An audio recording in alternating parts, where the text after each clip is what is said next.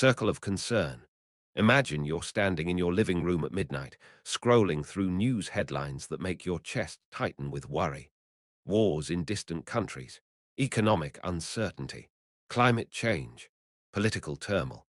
Your mind begins cataloging everything that feels wrong with the world, every injustice that demands your attention, every problem that seems to require your immediate concern. You feel the weight of it all pressing down on your shoulders, as if the entire world's suffering has somehow become your personal responsibility. But here's a curious question that cuts through the overwhelm. What if caring about everything actually diminishes your power to change anything? This is the heart of a profound paradox that has puzzled philosophers and practical people alike for thousands of years.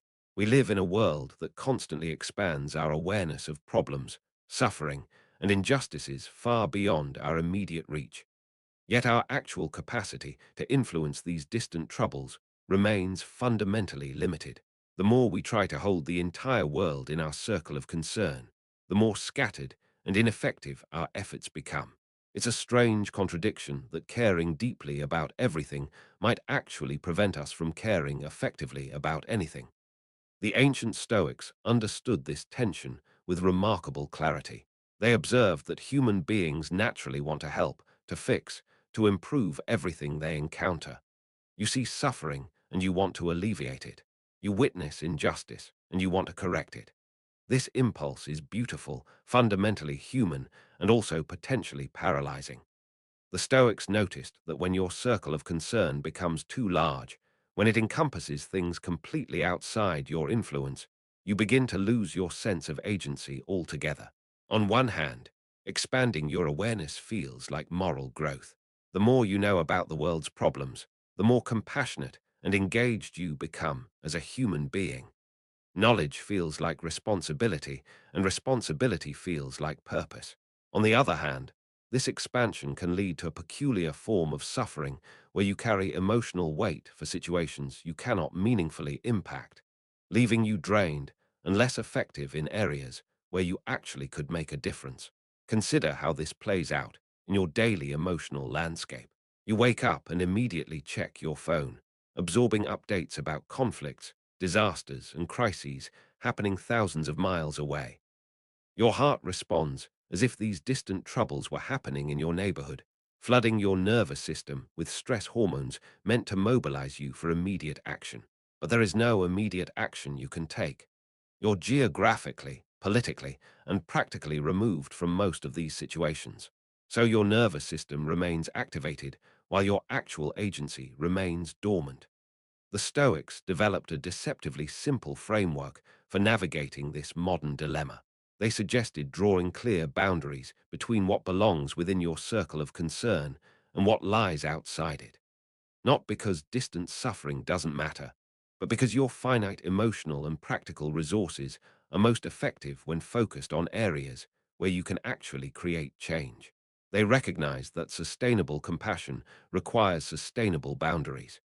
This doesn't mean becoming callous or indifferent to the world's pain. Instead, it means asking yourself a different kind of question when confronted with any situation that triggers your concern. Can I directly influence this outcome through my actions? Do I have knowledge, resources, or proximity that would make my involvement meaningful?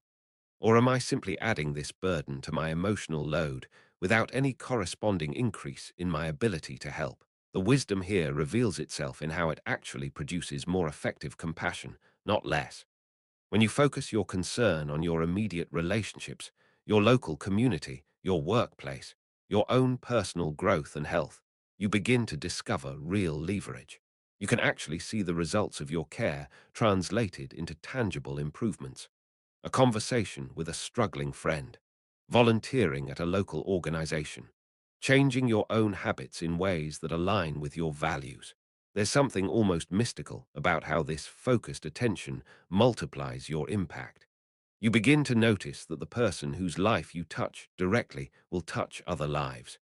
The positive changes you create in your immediate environment ripple outward in ways you may never fully see or understand.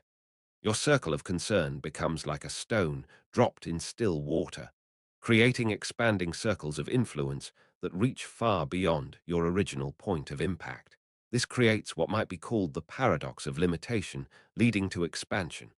By deliberately constraining where you direct your concern, you paradoxically increase your actual influence on the world. By accepting that you cannot care effectively about everything, you discover that you can care very effectively about specific things. Your limited circle of concern becomes a concentrated source of real change rather than a diffuse pool of anxious worry. The emotional shift that accompanies this understanding can feel like setting down a heavy backpack you didn't realize you'd been carrying. There's grief in acknowledging that you cannot solve every problem or heal every wound you become aware of. But there's also profound relief in discovering that this limitation is not a personal failure, but a basic feature of human existence that, when accepted, actually increases your effectiveness as a force for good. You begin to see how the modern world, with its constant stream of global information, creates an artificial sense of responsibility that our ancestors never had to navigate.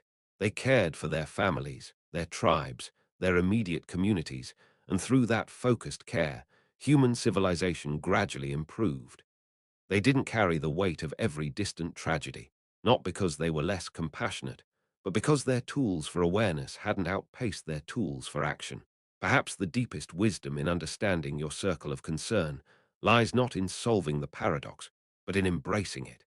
You can simultaneously hold deep care for the entire world while directing your active concern toward the spaces where your care can translate into meaningful action. You can feel genuine compassion for distant suffering while choosing to channel your limited resources toward nearby opportunities for healing. It's not about solving the tension between wanting to help everyone and being able to help only some.